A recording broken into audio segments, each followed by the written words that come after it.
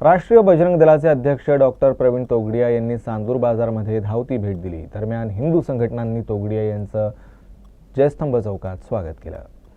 चांदूर बाजारामध्ये राष्ट्रीय बजरंग दलाचे अध्यक्ष प्रवीण तोगडिया यांनी विशेष दौऱ्यादरम्यान धावती भेट दिली। शहरातील जयस्तंभ चौकात अचानक हिंदू संघटनेचे अनेक कार्यकर्ते हजर झाले। चांदूर बाजार पोलिसांची सुरक्षा देखील वाढली होती, त्यामुळे परिसरातील नागरिकांमध्ये अनेक चर्चा रंगत होत्या।